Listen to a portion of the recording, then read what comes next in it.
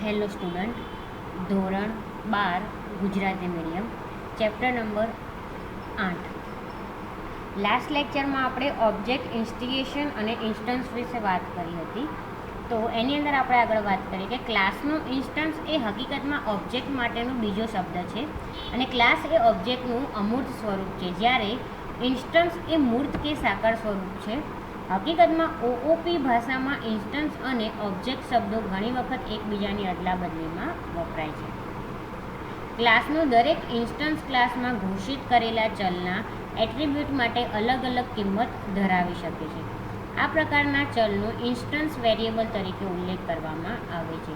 એટલે કે જ્યારે તમે ક્લાસની અંદર ઇન્સ્ટન્સ ક્લાસ હોય એની અંદર તમે જે વેરિયેબલ કે એટ્રીબ્યુટ ડિક્લેર કર્યો હોય, બરાબર, તો એને શું કહેવાય? Instance variable.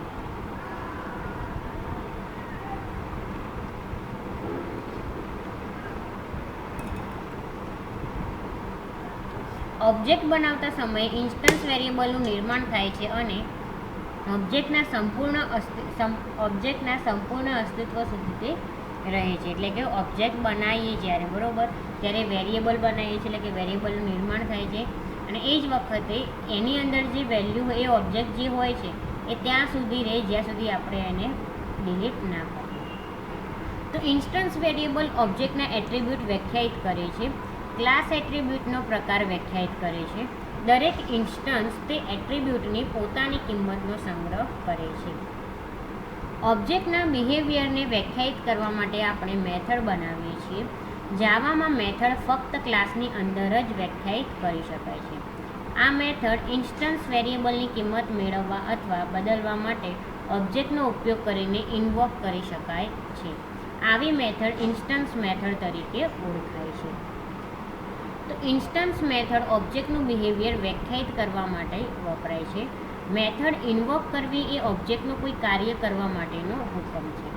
કોડ લિસ્ટિંગ 8.1માં આપણે રૂમ નામનો ક્લાસ બનાવ્યો હતો અને એની અંદર આપણે 4 ઇન્સ્ટન્સ વેરિયેબલ ડિક્લેર કર્યા હતા: લેન્થ, વિડ્થ, હાઇટ અને n વિન્ડોઝ. અને એની અંદર ઇન્સ્ટન્સ મેથડ ડિક્લેર કરી હતી: સેટ એટ્રીબ્યુટ, ડિસ્પ્લે અને એરિયા. તો એની અંદર કેવી રીતે કે ન્યૂ કીવર્ડથી ઓબ્જેક્ટ બનાવી શકાય. પછી ન્યૂ કીવર્ડ વડે ક્લાસના ઇન્સ્ટન્સને રજૂ કરતો ઓબ્જેક્ટનો નિર્દેશ પરત કરે છે અને ક્લાસના બધા ઇન્સ્ટન્સની હીપ તરીકે ઓળખાતા ડેટા સ્ટ્રક્ચરમાં મેમરીની ફાળવણી થાય છે. એટલે કે જે અમે ઇન્સ્ટન્સ ઓબ્જેક્ટ બનાવો છો કે ઇન્સ્ટન્સ મેથડ બને છે એની અંદર મેમરી એલોકેટેડ થાય છે. તો શેમાંથી થાય છે? હીપમાંથી. તો દરેક ઓબ્જેક્ટ ઇન્સ્ટન્સનો પોતાનો ડેટા સેટ હોય છે.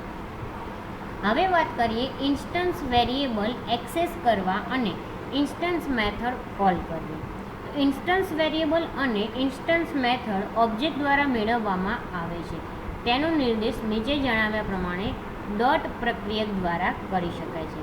એટલે કે જ્યારે તમે ઇન્સ્ટન્સ વેરિયેબલ કે ઇન્સ્ટન્સ મેથડ ડિક્લેર કરતા હોય ત્યારે તમે ડોટ ઓપરેટરનો ઉપયોગ કરી શકો છો. અહીંયા તમને આપ્યું છે પ્રમાણે object reference dot instance variable or method. તો ઉદાહરણ તરીકે આપણે પ્રોગ્રામમાં રૂમ R1ની લેન્થનો ઉલ્લેખ કર્યો હોય તો R1 ડોટ લેન્થ વાપરીને કરી શકીએ. અને કોડ લિસ્ટિંગ 8.1માં દર્શાવ્યા પ્રમાણે આપણે R1 dot display method invoke કરી છે. તો રૂમ R1ની એટ્રીબ્યુટની કિંમતને પ્રદર્શિત કરી શકાય છે. તો અહીંયા એક ખાસ ધ્યાન રાખવાનું કે ડોટ એ એક પ્રક્રિયક છે અને ડોટ પ્રક્રિયકની એસોસિએટિવિટી ડાબી બાજુથી જમણી બાજુ હોય છે. અહીં યાદ રાખવાનું કે પ્રોગ્રામમાં કોઈ પણ જગ્યાએથી ડેટા આ રીતે સીધો મેળવવાથી સુરક્ષિત હોવું જોઈએ. આ જાતનું રક્ષણ એક્સેસ મોડિફાયર વડે શક્ય છે, જેની ચર્ચા આપણે પછી કરીશું. તો જ્યારે આપણે એક જ ક્લાસની મેથડની અંદર ઇન્સ્ટન્સ વેરિયેબલ વાપરીએ છીએ ત્યારે ડોટ વાપરવાની કોઈ જરૂર નથી. ઉદાહરણ તરીકે કોડ લિસ્ટિંગ 8.1માં ડિસ્પ્લે મેથડમાં ડોટ પ્રક્રિયકના ઉપયોગ વિના ઇન્સ્ટન્સ વેરિયેબલને એક્સેસ કરેલા છે. અહીંયા એ શક્ય છે કે કારણ કે રેફરન્સ વેરિયેબલનો R1નો ઉપયોગ કરીને મેથડ ઇન્વોક કરેલી છે અને આ રીતે R1 ઉપર સંગ્રહ કરેલા ઓબ્જેક્ટના અનુસંધાને ઉલ્લેખ કરેલા ઇન્સ્ટન્સ વેરિયેબલ માનવામાં આવે છે. આપણે અગાઉ શીખ્યા તે પ્રમાણે જ્યારે આપણે ક્લાસનો ઉપયોગ કરીને ફક્ત ઓબ્જેક્ટ ઘોષિત કરીએ છીએ ત્યારે ઓબ્જેક્ટ બનતો નથી. તો આ કિસ્સામાં રેફરન્સ વેરિયેબલ કોઈ ઓબ્જેક્ટનો નિર્દેશ કરતો નથી અને તેની પ્રારંભિક કિંમત પૂર્વ નિર્ધારિત રીતે નલ હોય છે. આ પ્રકારના નલ રેફરન્સ અથવા નલ પોઇન્ટરનો ઉપયોગ અમાન્ય છે અને આથી નલ રેફરન્સ સાથેના ઇન્સ્ટન્સ વેરિયેબલ કે ઇનવોકિંગ મેથડ ભૂલ આપશે, એટલે કે એરર આપશે. તો ધારો કે તમે અહીંયા આપેલું છે રૂમ સ્પેસ R1, બરાબર. આ તમે વેલ્યુ અસાઇન કરો છો વેરિયેબલને અને એટલે નલ વેલ્યુ અસાઇન એટલે કે 0. હવે જ્યારે તમે R1 ડોટ લેન્થ આવી રીતે એને પ્રિન્ટ કરાવશો કે R1 ડોટ ડિસ્પ્લે, તો આ ઇલીગલ ગણાશે અને ત્યાં તમને એરર મળશે. હવે વાત કરીએ ક્લાસ વેરિયેબલ અને ક્લાસ મેથડ. તો આપણે અગાઉ ચર્ચા કરી તે પ્રમાણે જ્યારે ન્યૂ કીવર્ડનો ઉપયોગ કરીને ઓબ્જેક્ટ બનાવવામાં આવે છે ત્યારે તેના એટ્રીબ્યુટની કિંમતોનો સંગ્રહ કરવા માટે હીપ વિસ્તારમાંથી મેમરીની ફાળવણી કરવામાં આવે છે. કે ન્યૂ કીવર્ડનો ઉપયોગ કરીને જ્યારે તમે ઓબ્જેક્ટ બનાવો છો તો એ ઓબ્જેક્ટના એટ્રીબ્યુટની કિંમતનો સંગ્રહ કરવા માટે હીપ વિસ્તારની અંદરથી મેમરી ફાળવણી કરવામાં આવે છે. તો આ રીતે દરેક ઓબ્જેક્ટના પોતાના ઇન્સ્ટન્સ વેરિયેબલ હોય છે જે મેમરીમાં અલગ અલગ જગ્યા રોકે છે. ધારો કે આપણે અત્યાર સુધીમાં બનાવેલા બધા રૂમ ઓબ્જેક્ટની વિન્ડોઝની કુલ સંખ્યા આપણને જોઈએ છે. એટલે કે ધારો કે એક રૂમ ઓબ્જેક્ટ બનાવ્યો, એની હવે ધારો કે રૂમ ઓબ્જેક્ટ એટલે એક ઇમેજિનેશન કરી દો કે એક રૂમ છે, એની અંદર અલગ અલગ વિન્ડોઝ છે. વિન્ડોઝ એટલે બારી, તમને ખબર છે. તો એ કઈ રીતે છે એના વિશે આપણે વાત કરીએ કે આ કિંમતનો સંગ્રહ કરવા માટે દરેક ક્લાસ દીઠ આપણે ફક્ત એક જ ચલની જરૂર પડશે અને આ ચલને દરેક ઓબ્જેક્ટના એટ્રીબ્યુટ તરીકે રાખવો એ અર્થહીન છે. હકીકતમાં તે ઓબ્જેક્ટને એટ્રીબ્યુટ નથી પણ તે ક્લાસનો એટ્રીબ્યુટ છે. આથી જ્યારે કેટલાક ચલની જરૂર હોય અને તે એક જ ક્લાસના બધા ઓબ્જેક્ટ ઇન્સ્ટન્સ વચ્ચે વાપરવાના હોય તો દરેક ક્લાસ દીઠ ચલને મેમરી ફક્ત એક વાર જ ફાળવવી જોઈએ. એનો અર્થ એ થાય છે કે ચલ ક્લાસનો ભાગ છે અને ઓબ્જેક્ટનો નહીં. આવા ચલ ડેટાના પ્રકાર પહેલાં સ્ટેટિક કીવર્ડ વાપરીને ક્લાસમાં ઘોષિત કરવામાં આવે છે, એટલે કે ડિક્લેર કરવામાં આવે છે અને પછી સ્ટેટિક વેરિયેબલ અને ક્લાસ વેરિયેબલ કહેવામાં આવે છે. ઇન્સ્ટન્સ વેરિયેબલની કિંમત ઇન્સ્ટન્સમાં સંગ્રહ કરવામાં આવે છે જ્યારે ક્લાસ વેરિયેબલની કિંમત ક્લાસ પોતાનામાં જ સંગ્રહ કરે છે.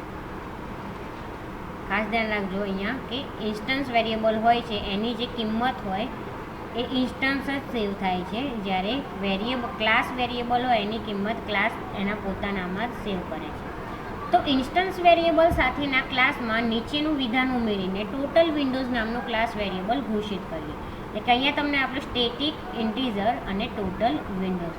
તો સ્ટેટિક વેરિયેબલને ક્લાસના ઇન્સ્ટન્સ બનાવ્યા વિના મેળવી શકાય છે, એટલે કે એક્સેસ કરી શકાય છે.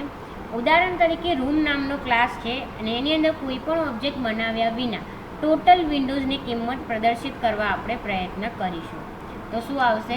0. બાય ડિફોલ્ટ એની જે વેલ્યુ હોય છે ઓબ્જેક્ટની એ 0 હોય છે, નલ હોય છે એટલે.